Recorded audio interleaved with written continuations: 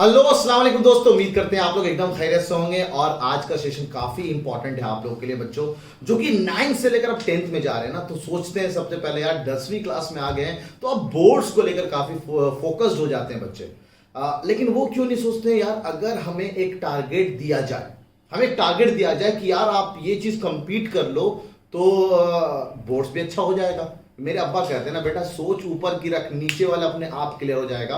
तो वही सोच के साथ मैं आपसे एक सजेशन करना चाहता हूं, आपसे कोई एक सजेस्ट करना चाहता हूं एक चीज, कि आप क्यों बोर्ड्स को लेकर क्यों आप उससे पहले का एक टारगेट है आपको एक नेशनल लेवल का एग्जाम, जैसे कि आपने थंबनेल दे रखा है कि नेशनल लेवल का एग्जाम एनटीएससी ना, नेशनल टैलेंट सर्च एग्जामिनेशन। इसके बारे में अगर आपको पता हो और सही टाइम क्या है, कहां से चीजें आती हैं, क्या पैटर्न है, क्या सिलेबस है, इसके बारे में जानते हैं। और ये एक सही टाइम होगा जब आप इस सब के बारे में रिसर्च करो और जानो कि सही वक्त क्या होगा इसके प्रिपरेशन करने का। तो आज के सेशन में हम मुलाकात करते हैं अपने ही faculty member of image classes mister Atif sir, जो कि इनको ऑलमोस्ट 7 इयर्स ऑफ एक्सपीरियंस है।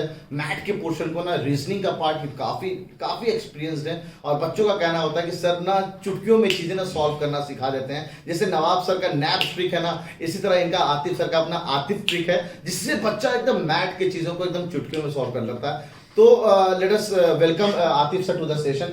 आतिफ सर, शुक्रिया सर। जैसा कि सर ने मेरी तारीफ में कुछ बहुत ज़्यादा ही बोल दिया है तो मैं कोशिश करता हूँ बच्चों को थोड़ा अच्छा वो देने की।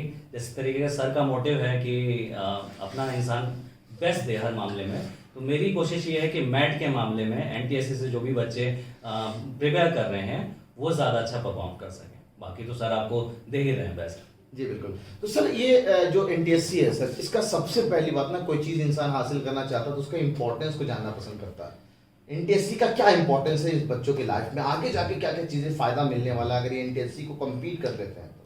सर एनटीएससी एक बहुत ही अच्छा ऑप्शन है बच्चों के लिए। कह सकते हैं कि आप एग्जाम लेवल में बच्चों की जिंदगी का पहला एग्जाम साबित हो सकता है और नेशनल लेवल के लिए वन ऑफ द माइलस्टोन साबित हो सकता है। बेशक इसके बेस पे आगे आपके लिए बहुत सारे रास्ते खुल जाते हैं।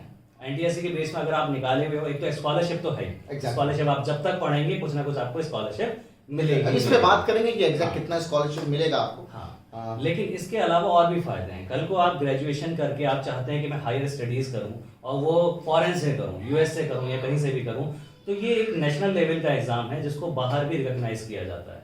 तो कोई बच्चा अगर एनटीएससी क्वालिफाइड है तो उसको ज्यादा चांसेस है अच्छे कॉलेज इंडिया में भी मिलने के लिए और बाहर भी मिलने के लिए। तो ये बहुत बड़ा ऑप्शन है एक बच्चे के पास अपना करियर बनाने का। अच्छा, मैं एक अपना एक्सपीरियंस अगर शेयर करूं सर, तो मैं जब यहाँ से 10th पढ़ के कोटा गया था तो I was searching up for best coaching. तो वहाँ पे कोचिंग के सामने ना कुछ डिस्काउंट्स लिखे हुए थे।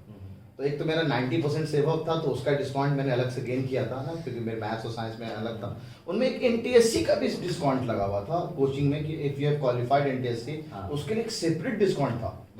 तो मतलब अच्छे अच्छे कोचिंग्स भी ये चाहते हैं कि हमें उनके पास एक एनटीएससी स्कॉलर आए। तो मेरे ख्याल से ये भी आपका ना एक आने वाले दौर में जहाँ भी आप कोचिंग करेंगे तो उनमें भी इनको बेनिफिट मिलने वाला है। बिल्कुल, ये एक आम बच्चों से आपको डिफरेंशिएट कर देगा कि मतलब हाँ आपके पास भी कुछ दम है, मतलब आपके पास एक बेस है, आपके पास आप एक एरे गरे नहीं हो, या कुछ आपके पास एक नेशनल लेवल का सर्टिफिकेट मिलेगा इनके पास। अच्छा सर, तो बात करते हैं ना इसके एग्जाम पैटर्न को लेकर ना, कि सर कब होता है ये, क्या क्या चीजें हैं इसमें? तो इसके लिए मैं आपको बताऊं, इसकी प्रिपरेशन आपको साल भर करनी होगी एक तरीके से। ठीक है। तो ये जिंदगी में एक ही बार दे सकता है इंसान, जो 9th पास हो और जो 10th कर रहा है किसी भी बोर्ड से हो, चाहे वो सीबीएसई हो, आईसीएसई हो, यूपी बोर्ड हो, एमयू बोर्ड हो, कोई सा भी बोर्ड हो, ठीक है, वो एक ही बार दे सकता है जब वो 10th क्लास में हो बंदा। ठीक है। तो उसको सीरियसनेस पहले से पता होनी चाहिए कि जिंदगी में पहली बार देना है, एक ही ट्रायल मिलेगा, उसी में क्वालिफाई हो जाएगा तो हो जाएगा, वरना फिर नहीं होगा। ठीक है। तो जहां तक मैं रहूं कि इसके एग्जाम डेट्स, तो अमूमन जो इसका नॉर्मल पैटर्न चलता है, कोविड के वजह से इस साल थोड़ा सा डिले हुआ, तो जो नॉर्मल चलता है वो अक्टूबर में फॉर्म्स आ जाते हैं इसके, अक्टूबर में फॉर्म्स आ जाते हैं और नवंबर से दिसंबर के बीच में स्टेज 1 का आपका एग्जाम हो जाएगा। स्टेज 1 मतलब स्टेज 1 और स्टेज 2 का एग्जाम होगा। जी, अभी मैं उसको बता दूंगा आपको। स्टेज 1 का एग्जाम हो जाता है और उसके बाद जनवरी से फरवरी के बीच में इसका स्टेज 1 का रिजल्ट आ जाएगा आपका। ठीक है। उसके बाद फिर जो बच्चे क्वालिफाई कर जाएंगे स्टेज 1 में, तो उनको स्टेज 2 देना होगा, जो कि नेशनल लेवल पे होगा। अभी मैं डिटेल एक्सप्लेन करूंगा। वो होगा मई में जाके, मई अराउंड होता है और उसका भी रिजल्ट आपका जून में आ जाएगा। ठीक है। ये इसका ये है, मैंने एक डेट पैटर्न बताया, अभी मैं आपको डिटेल भी बताऊंगा इसका। ठीक है। तो उसके लिए भी यही चीज है कि एक जहन में रखना है आपको कि नेशनल लेवल का एग्जाम है और 2 लेवल पर होता है। दो लेवल पर होता है, स्टेज 1 एंड स्टेज 2। तो वो जो कि मैंने अभी डिटेल बताई आपको कि कैसे कैसे क्या देना है। इसका स्टेज 1 जो कि स्टेट वाइज होगा और स्टेज 2 जो होगा वो नेशनल लेवल पर होता है। अच्छा जी, मतलब पहले बच्चे compete करेंगे अमॉन्ग देयर स्टेट टॉपर्स या स्टेट के बच्चे जो है उनके हिसाब से स्टेज 1 क्वालिफाई करेंगे जी। और उसके बाद स्टेज 1 क्वालिफाई कर लेने के बाद अब वो स्टेज 2 के लिए जाएंगे जहाँ पे अपने स्टेट टॉपर से वो क्वालिफाई करेंगे। जी। तो कितने लोगों को सिलेक्ट किया जा सकता है सर पहले स्टेज में, कितने लोग बैठते हैं इसमें? अराउंड आप मान सकते हैं कि जो पहले स्टेज में क्वालिफाई करेंगे ऑल ओवर इंडिया बैठते हैं, तो अच्छी खासी तादाद होती है उनकी। वो तो फॉर्म पे डिपेंड करता है कितने बच्चों ने भरा, इसका क्रेज भी अच्छा खासा। लेकिन टॉप जो सिलेक्ट होंगे स्टेज 1 के लिए वो 8000 लोग सिलेक्ट होंगे। अच्छा, 8000 सिलेक्ट होंगे। 8000 लोग सिलेक्ट होंगे और हर स्टेट का कुछ कोटा है। जैसे कि मैं कहूँ कि यूपी से कितने लोग होंगे, तो वो 1400 लोग तकरीबन 1400 करीबन वो लेते हैं यूपी से। और मध्य प्रदेश का है कुछ 700, कुछ स्टेट दिल्ली वगैरह 800, इस तरीके से डिविडेंड। लेकिन टोटल जो है वो 8000 ही रहेगा। 8000 स्टेज 1 में वो चूज करेंगे। ठीक है। जो बच्चे 8000 क्वालिफाई कर गए हैं अब उनको स्टेज 2 देना होगा। स्टेज 2 में जो है फाइनल सिलेक्शन होगा वो 2000 होगा। अच्छा, 2000 लोगों को फाइनल स्टेज में जिनको स्कॉलरशिप मिलेगा वो सिर्फ 2000 बच्चे। फाइनल सिलेक्शन 2000 होगा। पहले इससे कम रहा करता था, लेकिन अब कैटेगरी वाइज भी होने लगा है कि जनरल की कैटेगरी अलग होगी, ईडब्ल्यूएस की अलग होगी, एससी की अलग होगी, SC ST. There are certain seats specified for generals. कौन कौन सी कैटेगरी चलती है सर इसमें? इसमें जनरल हो गई, ओबीसी हो गई, एससी एसटी हो गई, हैंडीकैप्ड हो गई। हैंडीकैप्ड जी। ईडब्ल्यूएस का ईडब्ल्यूएस भी है। ईडब्ल्यूएस क्या है सर? इकोनॉमिकली वीकर सेक्शंस जो है उसके भी क्राइटेरिया है, सरकार ने लगा रखे हैं। तो ऑलमोस्ट सब जनरल के लिए कितने सीट्स होते होंगे? जनरल के लिए आप, मैं कट ऑफ के फॉर्म में अगर आपको बताऊं कि स्टेज 1 की जो कट ऑफ जाती है 200 में से 170 टू 180 जाती है स्टेज 1 में। स्टेज 1 में इतनी कट ऑफ जाएगी आपकी। और ईडब्ल्यूएस अगर कोई कैटेगरी से बिलोंग करता है या ओबीसी से बिलोंग करता है तो 145 से लेके 160 के बीच में आपको ये कट ऑफ मार्क्स की कट ऑफ ये एससी वाले को तो मजे आएंगे फिर। हां, एससी आप 125 से 140 के बीच में। बढ़िया जी। हैंडीकैप 110 के आसपास स्टेज 1 का ही है। स्टेज 1 में ही है जी जी। तो अब स्टेज 2 में जब बच्चा जाएगा जी, ठीक है, तो स्टेज 2 में जाएंगे तो आप पेपर का लेवल अच्छा खासा हाई हो जाएगा, काफी हाई हो जाएगा, स्टैंडर्ड हो जाएगा।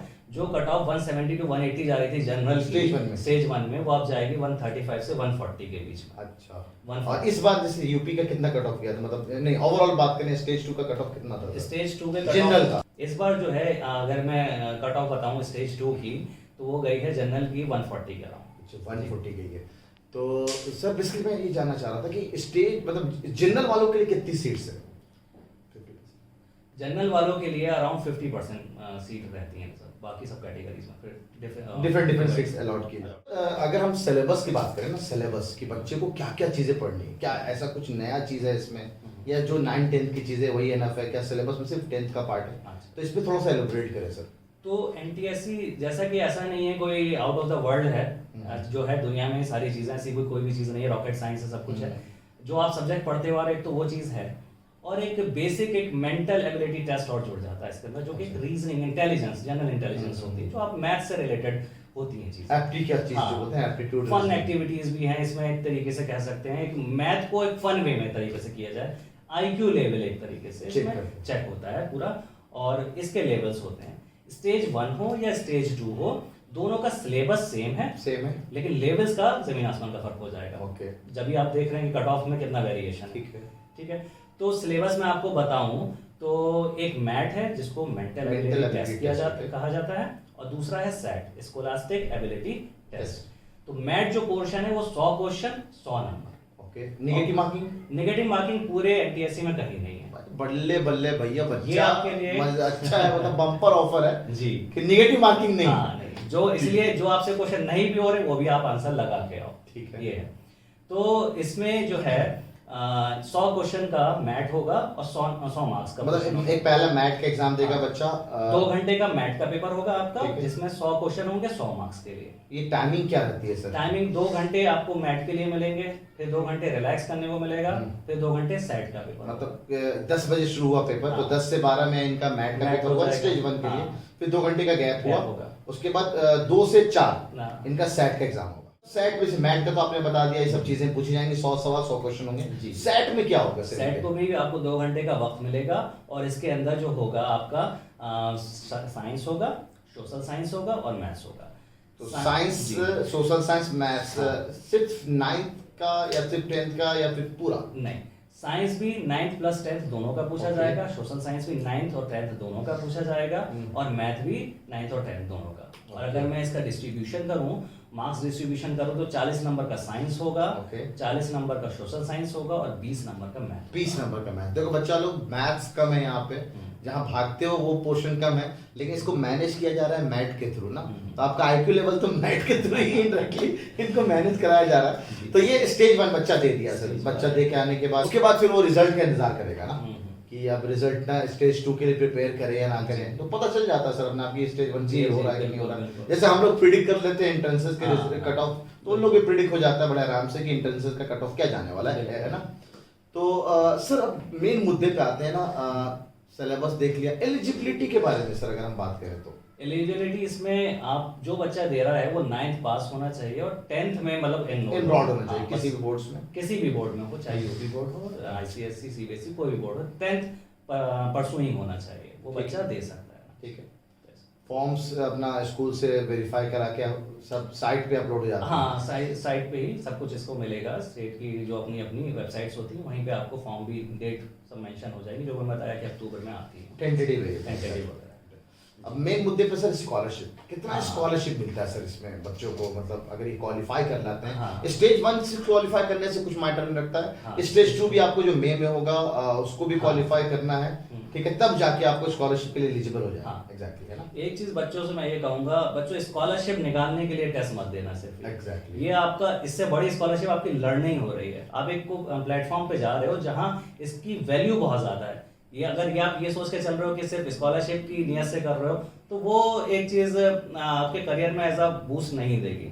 लर्निंग इससे कितनी ज्यादा हो रही है और इस एग्जाम का इंपॉर्टेंस कितनी है आपकी लाइफ में, ये मैटर करता है।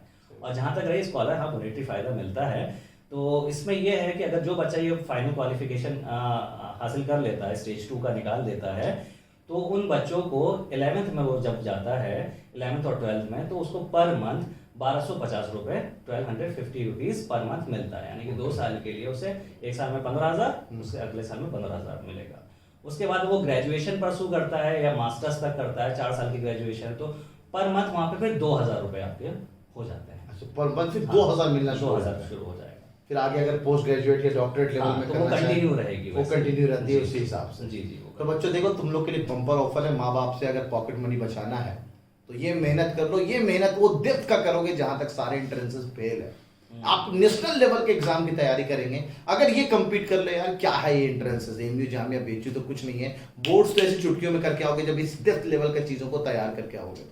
तो एक चीज ना, अपार्ट फ्रॉम 3 चीजें अगर आप एनटीएससी की तैयारी करते हैं तो आपका एसएसटी, आपका मैथ्स, आपका साइंस 9th-10th लेवल का तैयार हो जाता है और अपनी आईक्यू ना आईआईटी और नीट के हिसाब से तैयार भी हो जाते हो, ताकि आप मैथ के पोर्शन पे मेहनत कर रहे हो। बेटा एक चीज इस पर ये ध्यान रखना कि देखो पूरा 50% सिलेबस मैथ कवर कर रहा है। एग्जैक्टली, मैथ, यही चीज आपके लिए एक नई पोर्शन हो भी सकता है, आसान भी। अगर आपने जहन में रख लिया तो ये पोर्शन पूरा आसान है और यही आपका एनटीएससी क्लियर करवा देगा मैथ। बहुत ये है, अगर आपको बस थोड़ा सा फोकस होने की देर है, बहुत ज्यादा मुश्किल नहीं है मैथ, बस आपको अपने आप को शार्प करना है और अपने आप पे कॉन्फिडेंस जरूर रखना है सारी चीज की, मैं कर सकता हूँ। पहले तो ये चीज याद रखनी है। तो ये बहुत बड़ा हिस्सा है एनटीएससी, इसका हिस्सा बनो और इसको निकालने की कोशिश करो। Thank you sir, thank you. वैसे बच्चों ना, एनटीएससी का पार्ट ना है अपने में तो है कि आपने एक ब्रांड चीज ना अपने लाइफ में दिखाओगे यार कि मैंने एनटीएससी क्वालिफाई किया हुआ है, ठीक है। अब इसको मतलब निकालने का कोई जरिया है क्या सर? तो बिल्कुल आवर इमेज क्लासेस टीम ने इस बार डिसाइड किया है कि मतलब अलीगढ़ के बंदों को एक ज़्यादा जागरूक करें, अलीगढ़ में जो आते हैं या बाहर से भी ना, क्योंकि our platform is completely online. आप ऑनलाइन सेटअप में घर बैठे बैठे बहुत ही कम फीस में आप हमारे बैच को ज्वाइन कर सकते हैं। That we are starting from 1 April, 1 अप्रैल से शुरू कर रहे हैं हम लोग। कंप्लीट एकदम स्ट्रेटजिक वे में, न्यू स्ट्रेटजी, न्यू प्लान के साथ हम लोग आ रहे हैं। ऐसे प्लान के साथ कोई नहीं अभी इंडिया में वर्क कर रहा। उस हिसाब से हम आपका एनटीएससी, आपके बोर्ड्स, आपके 11th एंट्रेंस, आपके आईआईटी और नीट का प्री प्रिपरेशन हम लोग इस बैच में साथ साथ करवाएंगे। तो अगर आप हमारे साथ जुड़ना चाहते हैं तो बिल्कुल ये नंबर दे रखा है 8077938908, 8077938908। इस पे आप कॉल करके अपने आप को रजिस्टर कर सकते हैं आने वाले इंटेंसिव बैच के लिए। तब तक के लिए अपना ख्याल रखिए, दुआ में याद रखिए, and take care of yourself. अल्लाह हाफिज़।